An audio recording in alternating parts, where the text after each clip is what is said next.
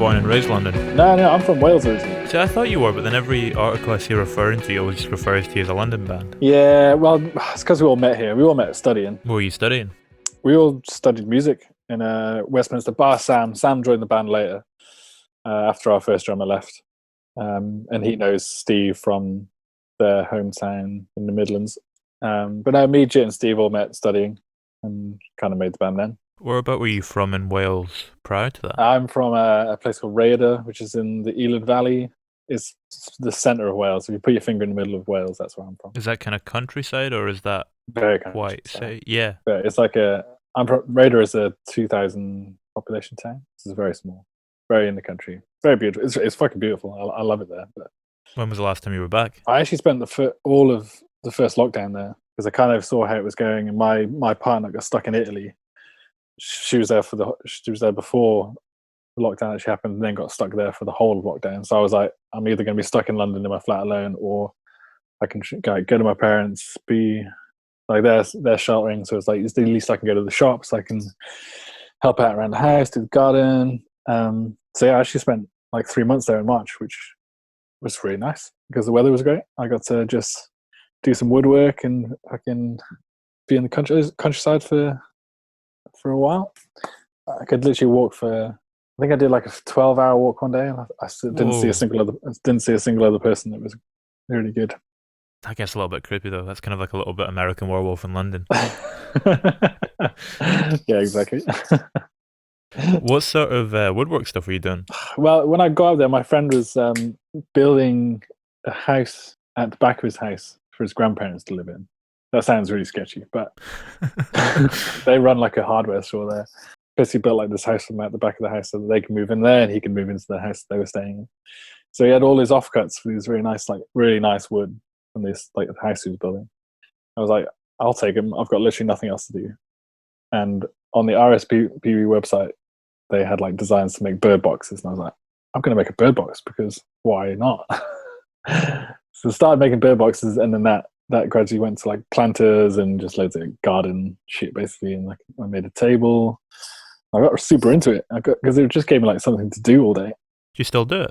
No, not really. I was like wanting to, but it's different. Like there, I had like loads of space and like my dad's tools and shit. And then to come back here, it's a bit like, yeah, I've got to buy all the tools. Got to have like the space to kind of do it. Yeah, I guess it feels a little bit more of a countryside kind of Yeah, totally. activity. Would you ever move back? Yeah, I've always had it in my head that I would move back there someday, just because it's a great place to. I loved growing up there, so it's a great place to be. Nice place to raise a family. So I thought I've always had it in my mind that I would one day go back. I guess if you're raising a family as well, you want that kind of space, don't you? Yeah, and house prices are fucking way cheaper than here. Well, London's crazy though. Yeah, London is its own beast. I guess it's kind of good to do that for a while though, and kind of get in there and experience. I mean, you've got so much culture at your fingertips when there's not a lockdown going on. Yeah, I mean, I've always had this conversation with people like, why do you live in London? It's so expensive. It's all this. I'm like, normally I can go and see a band any night of the week at a number of different venues, get to all these great museums for free. If I'm bored, I can literally be like, I'm going to go to that museum. I've not been to that museum for a while for free. I'm going to go. So that's why I've lived here for 12 or 13 years now. And that's why I'm still not bored of it, because I love it. There's literally there is just so much normally, talking pre-pandemic, that you can do every day. And I love that. So, and I've traveled as well. I've seen like so many other different cities.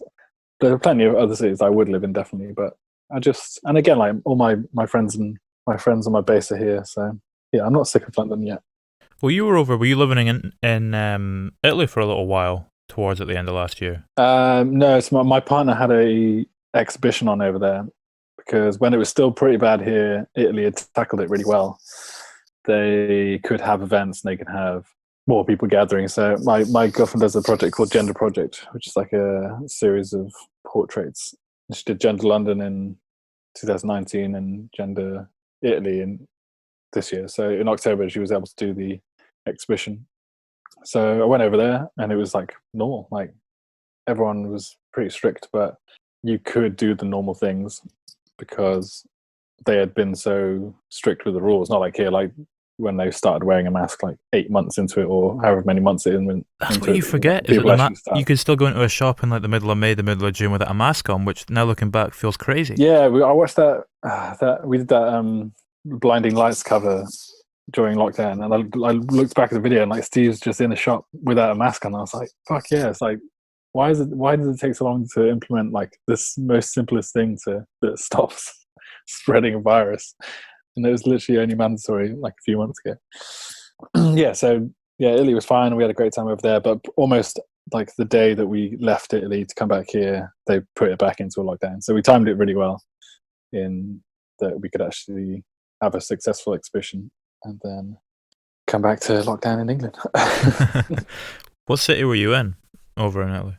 That was in Milan. Was that like the first time that you'd travelled somewhere else, excluding going back to Wales in 2020? Yeah. That's the first time I got on a flight. God, yeah. Again, like on your Google Maps when it gives you like a roundup of the year, like same as like Spotify. Give you like, I don't know if you've ever seen that. No, I've not. I do have Google Maps, but I've noticed that everything seems to give you a roundup now. Like the amount of emails you get in from like anything.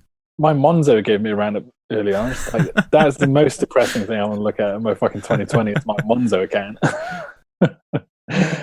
Yeah, but Google does the same thing and on Google Maps. And like I think like the year before, it's like you visited like 26 different cities and like you traveled this amount of miles, blah blah blah. And it was all like because of touring, and I was like, that's kind of cool. Like, it's kind of sick. And yeah, this year it was like you visited 3 places. Fuck, that's so depressing. Does traveling have an impact upon creativity in any way? Maybe not traveling per se. I think if you're touring a lot, which is always kind of been our downfall, which I think is why it always takes us so long to put out music, is when you tour a lot, you don't particularly write. I mean, bands do, but we don't. When we tour a lot, we don't particularly write when we tour. It's like all we do is concentrate on the touring. Whereas we write much better when we're set out to write, and like we're not got any distractions. We're like literally just in London, and we treat it like work. So it's like we're going to the studio to write. Whereas like some bands when they tour, like they they write in like sound check, but you can't really do that if you're headlining. Yeah.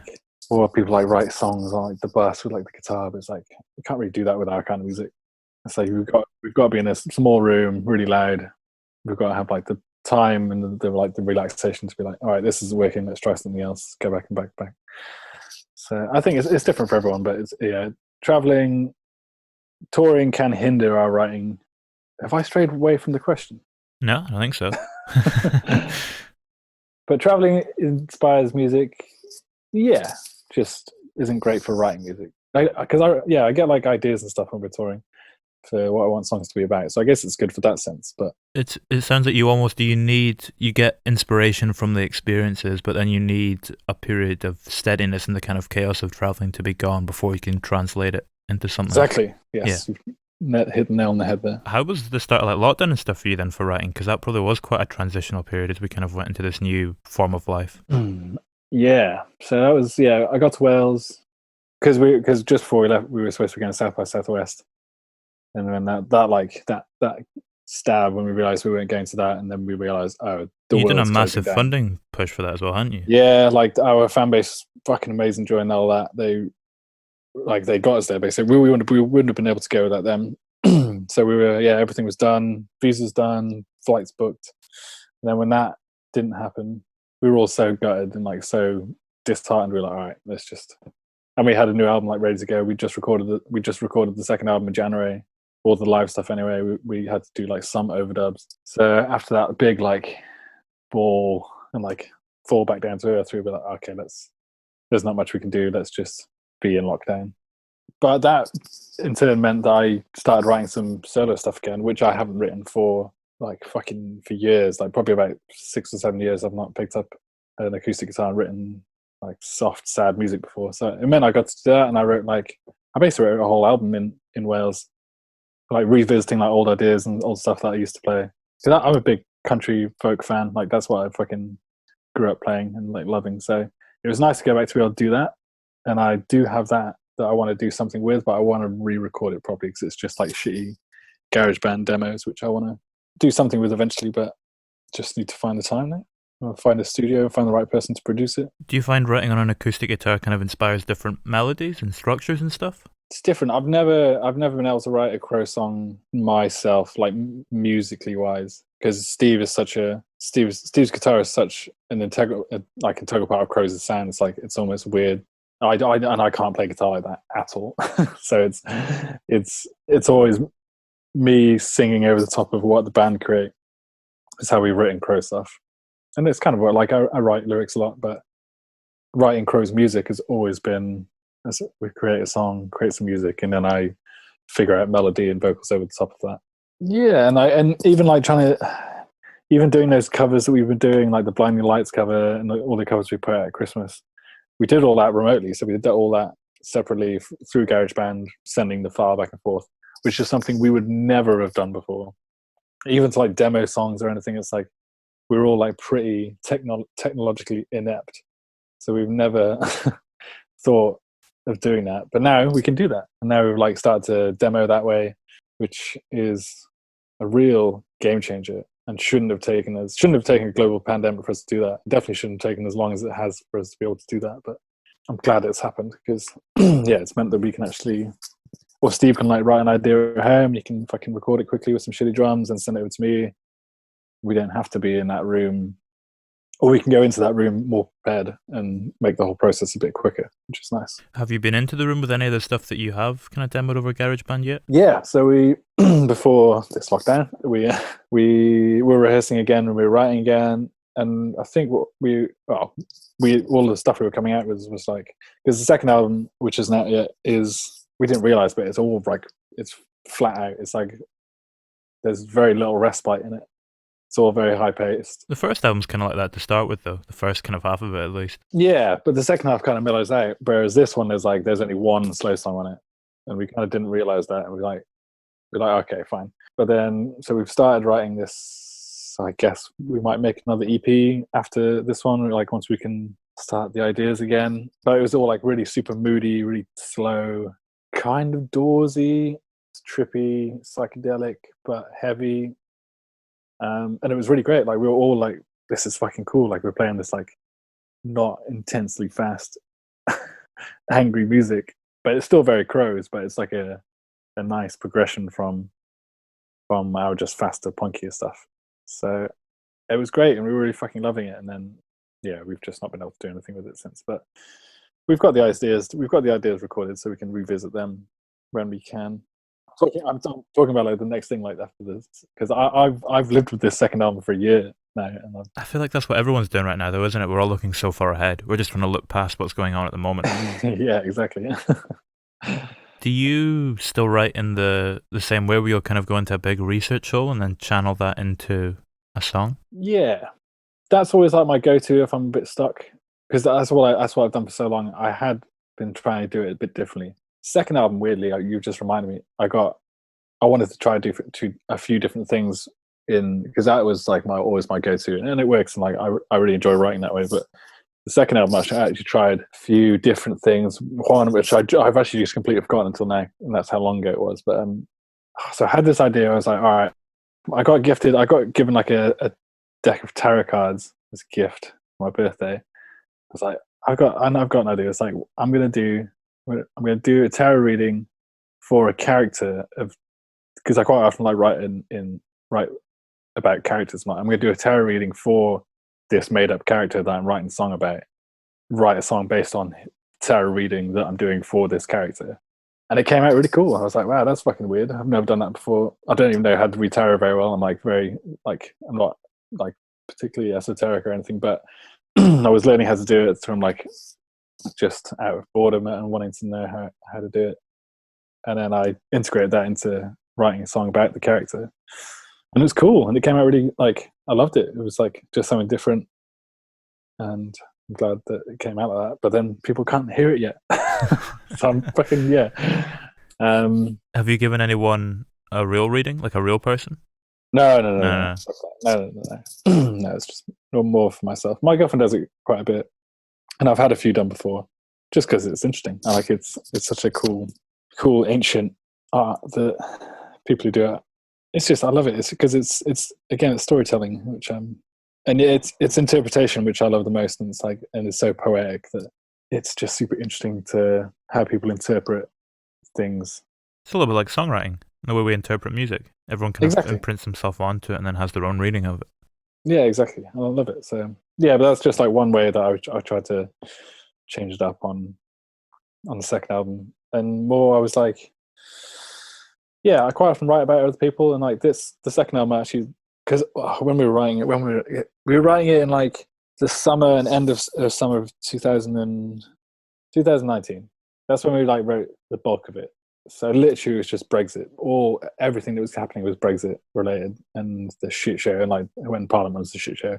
And I've never been one to like write about the state of like current affairs or anything for the sake of writing about current affairs, because like I feel if you don't do it well, it comes off contrived. I've just never. That's never where my writing has ever taken me. But this is the first time I've ever been like forced to write about something. So I was like, it was all that I was taking in, all that was around me, and I was like, oh, this is actually driving me insane. So I have to put something down, and like probably the title track off that album is going to be a song called "Garden of England." Yeah, that's like just straight up Brexit song, which I didn't ever think I'd write in Crows.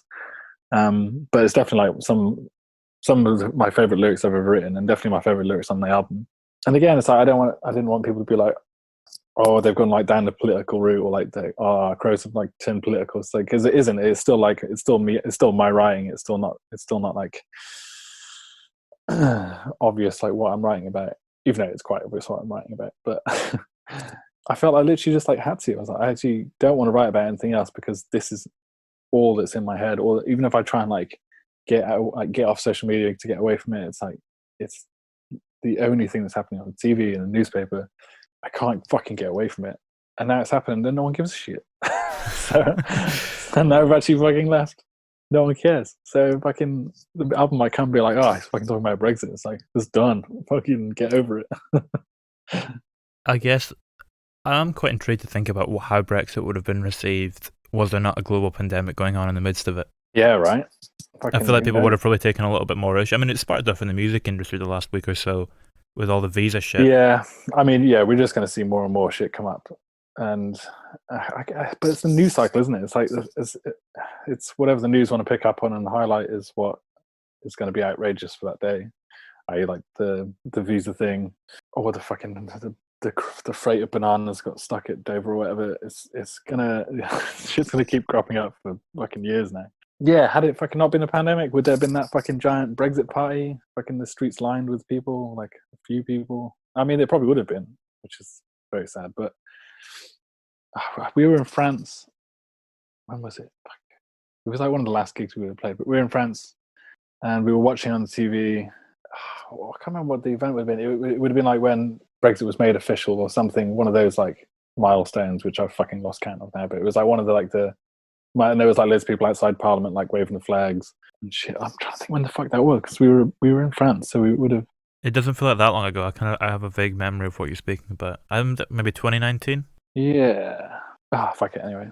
But yeah, like there were fucking people celebrating it then, so I definitely feel like some people would have tried to have a good time with it. Do you feel more numb to it now? No, because it's still annoying, isn't it? It's still there, and it's still going to fuck with. Even if there is like a visa situation sorted for touring musicians, it's still going to be a logistical nightmare to tour. It's not going to be like us. We literally would just pop over. We would go to Holland for one gig sometimes, because they paid us so well over there, and because they pay musicians well over there, and we could make money in merch. It would be worth us driving to the tunnel, getting on the tunnel, driving to the middle of Holland somewhere, playing a festival or playing a show. Like we'd often do it like for one show. I know it's not very earth friendly, but it's like we weren't making any money here, so we would literally we'd just be able to hop on the train, go over there, drive for a few hours, and we'd be in Holland, play a few shows in Holland, Belgium, in France, come back, and we'd be able to survive as a band for months. And like that was basically like how we were making any money. It's like when we toured the UK, we don't make any money. We would make a bit of money like on merch and everything, but comparatively to touring Europe, that's the only reason Crows has been a band so long is the fact that we had a quite good following in Holland and France and Belgium and Germany, so we could go over there, get paid quite well, whip up some funds, come back, struggle over here, be able to pay to do the record. And now that's not going to be possible. Like it's all in any way. I mean, it will be possible still. Like it will. They'll have to do something. It is such an income for the government, but it was just so nice just to be able to just go over there. We fucking hop on the train. Oh, I'm getting so antsy. I wanted to so bad. It's just going to be different now. Like fucking waiting at the tunnel for the Burger King. The line is always like 30 people long because the train's always delayed. That little feeling, like I don't think I'm ever going to feel like the same about that ever again. Ah, God, it sucks, but it is what it is. Is the reason they pay artists better there? Is that to do with just the kind of cultural approach to it? I mean, the venues there get like subsidies from the government and stuff that they don't really in this country, right? Or what's the kind of? Yeah, I think that's a big thing, especially in Holland. Like all the and France, especially, the government's actually put money into the arts and culture, especially to keep smaller music venues. Just like so, they've got bands coming through all the time. Like they had to have these really amazing, like really well built venues all over the place. And they just want touring bands to come through them. So they work with local promoters, bring these bands through from all over the place. It's like quite often from the UK because bands want to go there. Like it's fun for us to go. It's like, yeah, we want to go fucking play in a different country, and paying as well means it's actually going to happen. Whereas like, annoying when bands come here, it's like, you've got to come here. UK is the shit part of your talk. You've got to come here. You've got to get paid really badly, have a shit rider, probably not get anywhere to stay, probably not sell that much merch. And if you are like a new band or a very, very small band, it's going to be very difficult for you to get a foot in if you haven't got like a hot record or a good promoter. But then everyone wants to do it because like Britain does have a... What's the heritage? Heritage and history, which is the important thing, which is why people want to do it. And people feel they need to do it. How long do you think that can last for, though? Because heritage doesn't work forever. Well, yeah, it becomes a distant memory. Exactly, especially if you don't put any money into future heritage. If you completely rip the heritage or the new budding heritage from the ground, then you're never going to replace the heritage that you fucking strive on. So, I don't know. It's all fucked. I feel like that's been the theme of the last 2 years. Fuck it, probably been like the last 4 years. Yeah, it's mental, isn't it? And it's addressed by everyone, and it's proven time and time again. Especially now, like there's like all the numbers coming out about how the arts contribute to the UK economy, but still no one listens. Still, I mean, like they listened with the Cultural Heritage Fund, but again, that had like very specific criteria. Only a few people got it. It's probably not going to be left to last and keep those venues in a workable state for when this actually finally ends, because they'll just be constantly paying catch up for having been closed for a year. Yeah.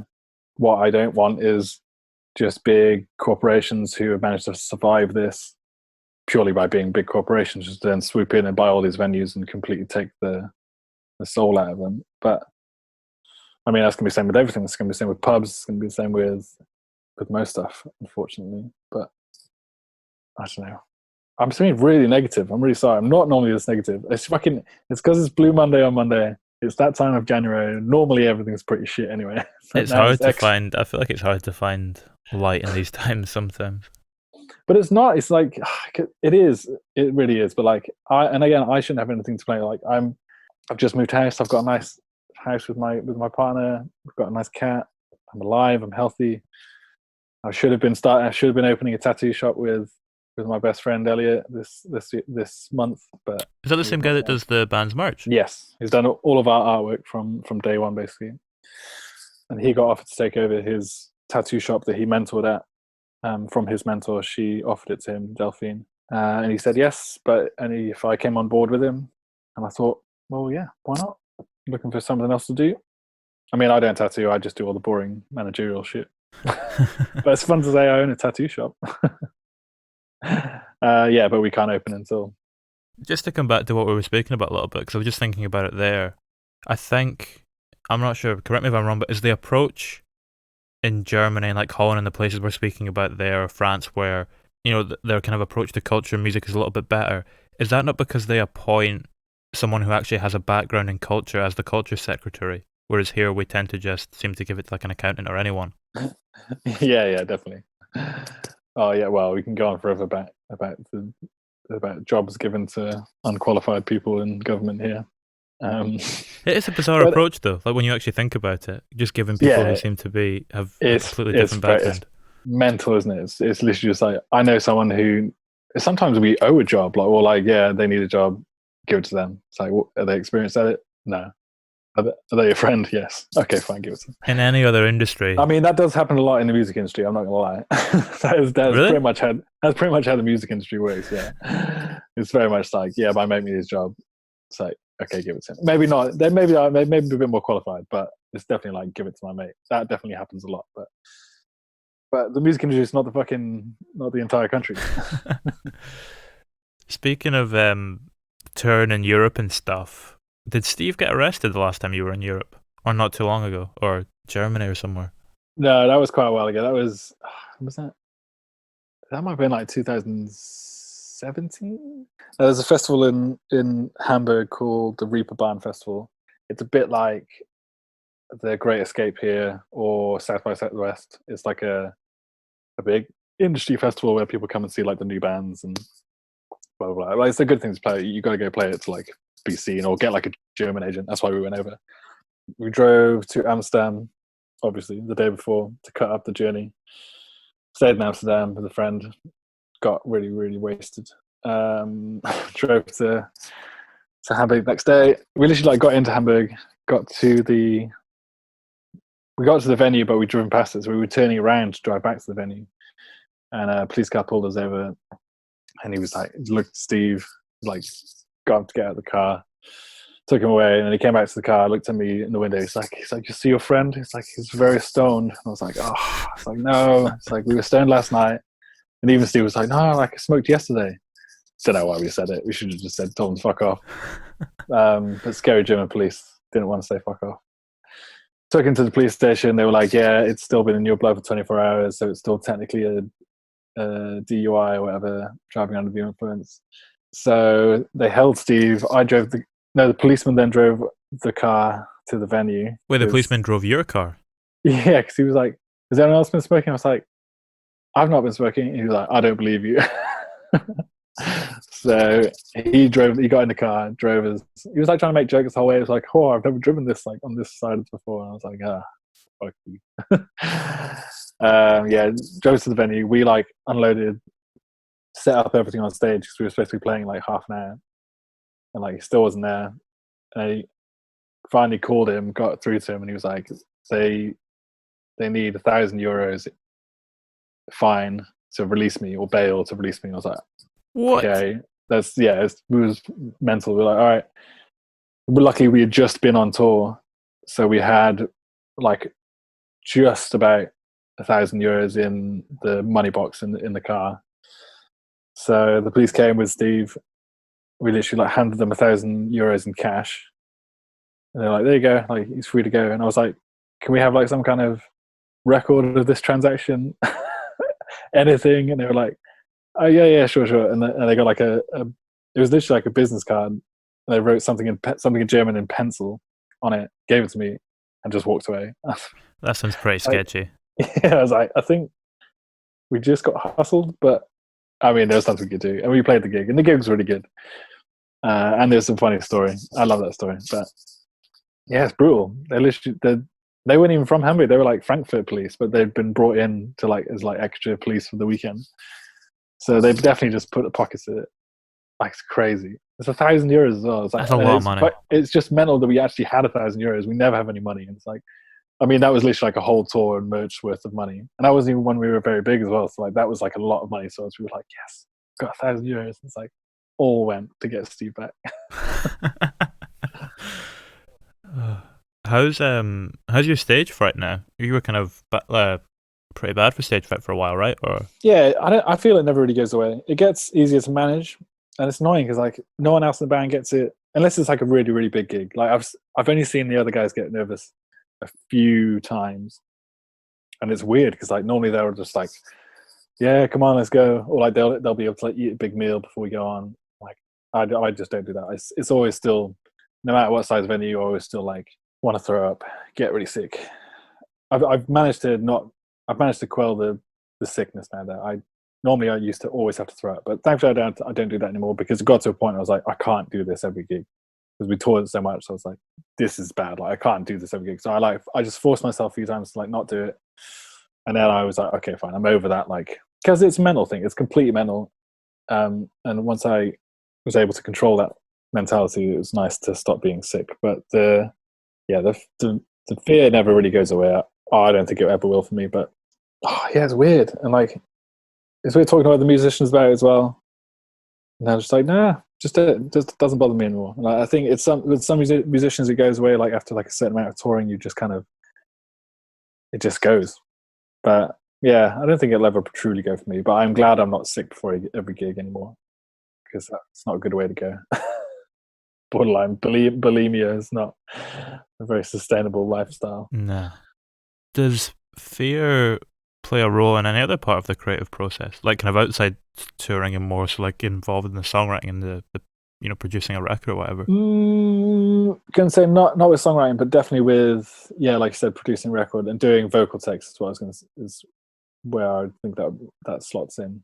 Yeah, when it's time to do vocals, I will quite often try different things, like do if I can like jumping jacks or literally go for like a run around the block, do like some boxing to fucking get that energy level going and get like your blood going, and then the takes are generally much better than if you just come in like super dry, like I'm just gonna sing in the booth. Like it never really works. And you can like it's weird how much you can notice the difference listening back to both of them. But I guess when I'm doing vocals, I always try to get into the mind frame that I'm playing live. Like again, like when we did the last album, the first album, I did all of the vocals on the stage at this venue called the Moth Club in London, which is cool because it was like I was on stage. So I kind of had that like I'm playing, I'm on stage. And I always get a bit nervous before we record anyway because it's like I want to be good.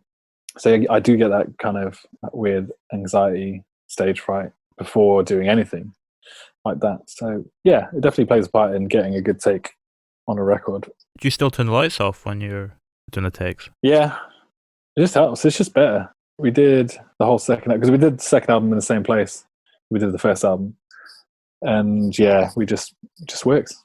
So we just did it again, having a few beers, but having the right amount of beers that you're loose but you're not sloppy. 2 or 3. Yeah. There's a bit at the end of the last song that we've kept in there. It was like we were like fucking trying to nail this fucking take. It was the last song. We were like, come on, we do it. And like, I can't remember if it was Jit or Sam that kept fucking up. It's like, that would be highly contested, I'm sure. But it's funny because like Sam was like, I think Sam bet Jit that he did fuck up this take, that he give him a $5, and then like doubled, and then like double or nothing. So like, it kept going up and up. I think got to quite a substantial amount. And the thing, we finish it, and then we're like, it was the right way to finish. Everyone was correct, but then they didn't believe each other that it was the right way to finish. It was like all of us like scream at each other at the end of the take, even though it was completely correct. But I think we've left it in there because it was quite funny. It's interesting as what you were saying there about you turn the lights off to kind of get yourself in that headspace, maybe have a couple beers. Is it harder to do that on stage when there's so much going on? Like when you're recording a vocal take, I imagine you can completely focus on trying to get yourself to that place. But when you're on stage, you kind of have to be aware of everything. Interesting. And again, this is something that's changed over time as well, because I used to have to get really pissed before we played, just because I thought that's what I needed to get like super wild and get crazy. But yeah, thankfully I realised that I don't need that. And I can start playing a few more gigs over. I was like, oh yeah, this is great. And I can focus a bit more. Beer does shred your voice. It's annoying because like it does. I want to be drinking when we're recording, but like you can hear it now. Like I'm drinking a beer now, I'm talking to you, and even just talking to you, my voice is kind of going a bit. Yeah, it just loses that like little thing in like the back of your throat that's good for singing. So I actually can't drink that much if I'm doing something that I know I need to sound really good at, like it's a recording, either like recording a session or recording your vocals on the thing. Yeah, it's really annoying, but I can't really drink. I don't like to because my voice just sounds like shit. But live, I can get away with it more because it's a bit more distorted. It's more stuff always sounds different when you have like a visual impact as well. So people are focusing more on the performance and less on my voice. That's just the way I see it. It's probably not true. Probably people watch me like, he looks great, sounds really shit. But I don't know, it's different.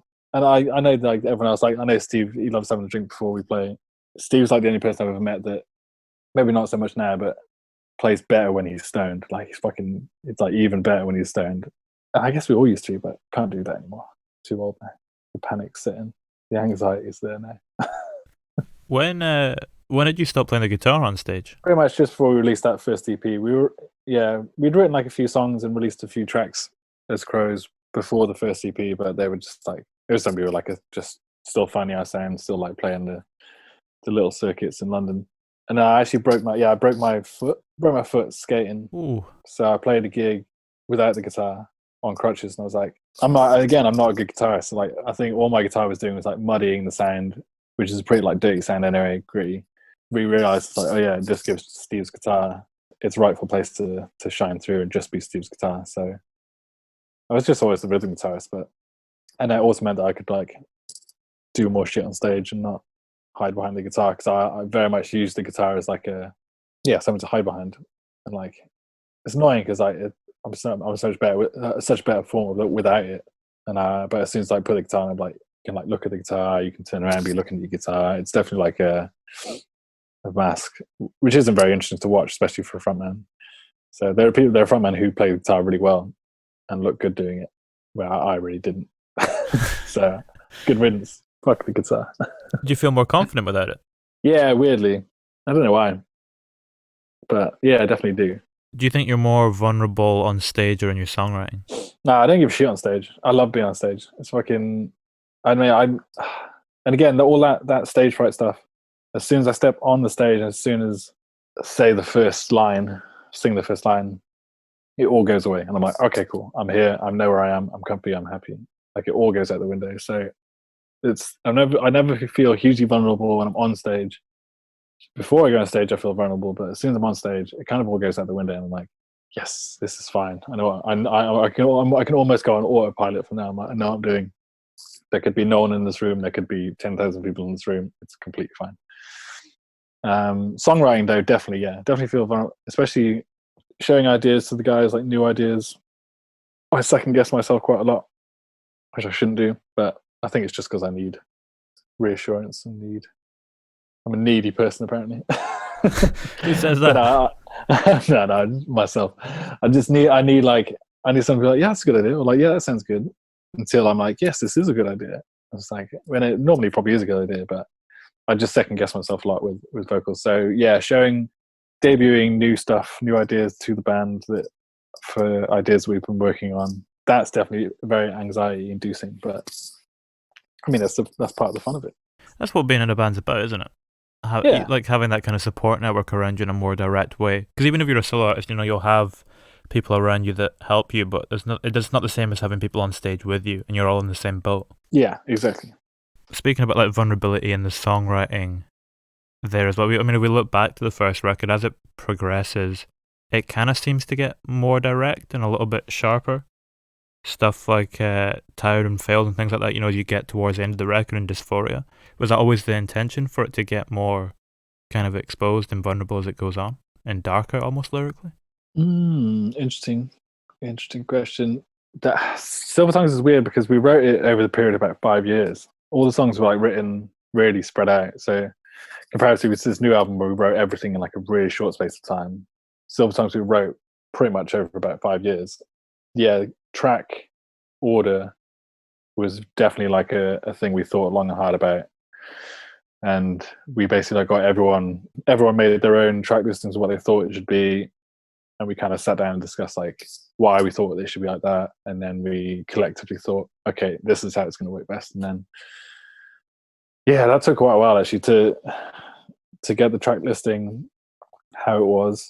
We definitely thought long and hard about it. And yeah, no, so I don't think we intended it to, it's weird, whether it's like vocal content wise or music wise, why it ended up that way. I think it was like that's the way it flowed the best. And all of our stuff, like the first two EPs, we've always liked to have it so that the music flows from one track to another almost seamlessly. I don't know, it's difficult. Yeah, I've not thought about that for a long time. But does it come from the live set, what you're saying there about it flowing from one track seamlessly? And we were speaking about earlier as well, the way that the first half of the record is like bam, bam, bang, and then it kind of stretches out a little bit towards the end. Yeah, true. And again, we recorded it live. We the guys who recorded it, it's two guys that recorded us, Phil and Felix. Phil does our live sound, so he knows exactly what it's supposed to sound like live, and that's something we always try and capture. So yeah, I guess it is like that's like a nice addition. Yeah, it's like a show. Do you? I mean, we were speaking earlier as well about the idea of these research holes that you'll go into where you'll study a topic really intensely. When you're writing the song itself, do you differentiate between what's coming from the research and what's coming from just a personal kind of more internal place? No, because they overlap quite often. I'll quite often have a subject matter that I'm liking write about, and again, whatever I'm feeling or something that's happening in my personal life at that time will kind of automatically get integrated into it no matter what, because I'll take whatever I'm writing about and apply it to a personal thing. So like the maybe the words about what something is about, but the meaning behind it is actually something that's happening in my life. I quite often do that. There are quite a lot of songs that still probably not a lot of people actually know what they're actually about, apart from me, which I kind of like. Is that what draws you to the topic in the first place, though? Like you're saying that they kind of match up a little bit and they line together as what's pulling you into research that specific thing, a result of something that's maybe happening in your life that feels a little bit parallel to it, or you can draw parallels. I don't know. Not necessarily. It's. I mean, maybe subconsciously, but they definitely always find a way to relate to something personally. So yeah, maybe it is a subconscious thing, but yeah, I don't think I ever do it very intentionally. It's just a nice byproduct of it, I guess. Is that the same with like when you'll make certain comparisons from imagery? I'm trying to think what song. Is it Imperium, the one that's about like you? I mean, obviously Imperium's like that place in heaven, right? Is that the? That's actually a perfect example. Yeah. So Empyrean is like the highest level of heaven that you can reach. And that's I got all that after I read Dante's Divine Comedy, Heavy. which is it's just one of those books I was like, I want to read this book. Like it's long. It's basically it's a crazy long poem that's written so beautifully and so amazingly well. And I read it all. I loved it. I was like, yeah. And just Empyrean like stuck out to me. I was like, that's such a cool name, such a good name for a song. But then that song is a love song, and it directly translates to my personal life and with my partner. And it's those songs especially that I get super emotional singing. At the end of that song, when it's really like pounding like literally like the last bit where I'm singing, it's like I'll still well up in my chest when I sing that song. But it's because that song's like actually quite a positive song. It's a love song, but it's a positive love song, which quite often my songs aren't. And I still feel that emotion in my chest and like I well up a bit. And I love that because that's like raw songwriting for me and raw performance, and I love it. There's another song actually on the new album which I wrote after reading. There's a poet called Rupi Kaur. Read her book, loved it, took loads of inspiration from it, wrote the song that then basically is about my partner and a love song, but also about the shit that she was going through. And that song I can't sing without getting incredibly emotional singing it. So yeah, it always ties in something that I like to my personal life. Not always, but yeah, quite often. They're my favorite songs for sure, because they're the songs that actually I feel when I sing them feel like so much emotion. I mean, that's interesting as well what you're saying there about on the new record, you're kind of writing about the things that your partner was going through, and that's the one that you maybe get quite emotional about. Is that a result of channeling someone else's vulnerability instead of your own and their kind of pain? Kind of, but also we've been together 7 years, so like we are each other. Like she is my life. Like we go through everything. We spend literally every single day together. So anything that she's going through, I'm going through as well.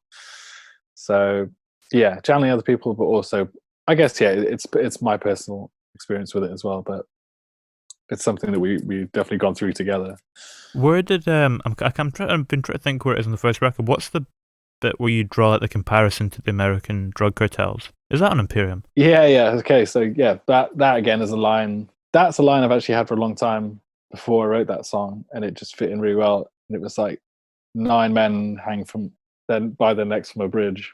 That I read in a newspaper article about a cartel who had killed a rival cartel and hung them from a bridge, like 9 of them. And I was like, but 9 men hang by their neck from a bridge. It was like is a really fucking powerful image. I wrote that ages ago, and then it just fit into the context of when I was writing that song. Because I was like, and I'll quite often do that as well. As like I've got like pads and pads of lyrics, most of which are shit, but sometimes there's like the odd one that sticks out that I'm like, I love that line, but it just doesn't fit anywhere. I can't think what to fit it in, and then I can dip into that like that bank of lyrics and sometimes nick stuff if I'm a bit stuck for a line. And that was one of those actually. Do you make notes when you're researching? Not just like noting down lyrics, but noting down actual just pieces of information. Yeah, yeah. I quite often save like it's very lazy, but like save links and like I'll have like Word documents that are just like pages and pages of links to websites or articles that I've found whilst maybe researching about something else. I'm like, oh, that's kind of cool. Like sidebar, take that, put that for like future reference. So yeah, I do that all the time. Maybe not like physically write down the notes, but yeah, definitely sidebar stuff for future investigation. Just make sure you don't lose sight of it. Oh god, it's like I look back at those Word documents with links. I'm like, ugh, it gives me like anxiety. I'm like, I have to go through this like treasure trove of quite often quite sinister shit. I'm like, ugh. Well, I look at it, I'm like, why the fuck did I save this? How long can you keep an idea in your head when you're writing, like in the songwriting actual process itself, before it slips away? How long does it take before you have to get it down, or else it's gone? Very quickly, yeah. And that's something I've learned the hard way. So I'll think of the lyric like when I'm out or like just walking. I'm like, fuck, that's a cool lyric, or that's cool. Like, oh, I'll see something. I'm like, that'll make a good lyric, or that would like I can make that into something else. And I'm like, I'll remember that. And then literally by 5 minutes there, I'll be like, I've completely forgotten what it was. So yeah, the notes on my phone are also full of one line random shit. There's like I have like a few different. I'll start a new one when the old one's getting like too full, and then I'll just keep adding to that one, and they'll be completely random. Like there'll be no sense, no continuity in them. But then again, there might be like one good line in 50 that I'm like, oh yeah, I'm glad I wrote that down, or I'm glad I remember that idea, because yeah, I have to, otherwise I would definitely just forget. When was the last time you looked through all of it? I was actually just looked at my phone then to try and find one for an example, and try and navigate the chaos. Yeah, and again, it's mixed in with fucking to-do lists and fucking shopping lists of trying to get carrots and what I need to get from the shops. But no, they're good. Like they're always there. I think the last one I did was the 13th of January. Well, that's today, isn't it? What day is it? Is today the 14th? Maybe 14th. Okay, yeah. So yesterday. Yeah, I did one yesterday. That's good. See, I'm always thinking. I'm like a rapper. Do you tend to look back through this stuff a lot? I remember, I think it was maybe a month ago or something on your Instagram, you were kind of looking back through all the old gig posters and stuff. Oh yeah, I know that's because I was moving and like I have so much of that shit that I'm really glad I do, because I'm a hoarder, so I've got like loads of shit of like old gig posters and like backstage passes or like wristbands and shit, which timesheets, what are they called? Set lists. God, it's been that long. And I'm really glad I kept all that. Like, I'm annoyed I didn't keep more, because there's definitely so much more that like I wish I'd just kept. But it's just like you end up just like crumpling up and like folding it and put it in your pocket, and it stays in your pocket while it's touring for a few days until you put it somewhere. I wish I'd been a bit better and kept a lot more. I've definitely got quite a lot, but I wish I had a bit more, because it would definitely make like a cool scrapbook. But I think I will eventually when I'm old and sad enough. I definitely will scrapbook it. The only thing I've definitely got in a big archive of is Crows merch. I have like pretty much every single piece of merch we've ever done as Crows in a bag in a cupboard, bar maybe one or two t-shirts. But I'm glad I've got all those, because they're sick, and like it's really interesting to see Elliot's progression as an artist with the progression of the band from the very first t-shirt to what we're coming out with now. It's really cool to watch. I will eventually do a zine or something with all of that, with the pictures of that. Zines are good for tours as well. I have some of them on the merch desk. Yeah. We did one for one of the first tours we did. One of the first big tours we did, we were supporting Wolf Alice. I made a zine with my partner. We both made one together. Yeah, it was cool. Just gave it away. It was nice. Like, did like loads of like interviews with like friends who were like tattoo artists and photographers. Did little interviews with them in there. I had like pictures of Crows on tour and shit. It was great. loved it, and everyone really liked it. Should do that again, definitely. Yeah. It's interesting when I think about it now that Elliot is a tattoo artist and does all your designs and stuff, because if you look at the album cover and things, all that kind of occult imagery would work really nicely as tattoos for people, and you can kind of see where it's coming from. Yeah. No, I'm glad that he decided to go down that route, because it meant that he can actually make some money from his art, as most artists sadly don't. But he's always wanted to. He's always been. I knew he was always going to be a tattoo artist. He loves it. He's like the most passionate person I know about tattooing. So yeah, it was definitely like the profession I'm glad he went into. Do you have any? Yes, a lot by him as well. Which is probably only going to get more, and I'm going to share a tattoo studio with him. What tattoo are you proudest of, or what tattoo means the most to you? Oh, I think that changes actually what means the most. I love more, and I've got quite a few from him that he's done on me, but also a few that he like got me as presents from other tattoo artists, which I really like. So, but I think my favorite one, he literally just did my front of my body, my chest and my stomach. Whoa. It's a massive heron, and I love it. It's he went through my nipple. It was really brutal. It was like probably the most painful thing I've ever experienced. I had to get like someone to hold my shoulders down because I couldn't sit still. But again, that was his birthday present to me for my 30th birthday. Pain. but I love it. It's great. It's like one of my favorites. It's interesting we're speaking about merch as well. I love the beanies you stuck out right before Christmas, kind of in the build-up. Was that because did you not have a fan make a beanie before you kind of brought them in? Was it based off that? Yeah, Brian Longbottom, Crow's #1 fan. Yeah, he made one ages ago, and I was like, that actually looks quite good. He was like, yeah, you're never going to make them, so I thought I was going to make my own. I was like, yeah, that's fair enough.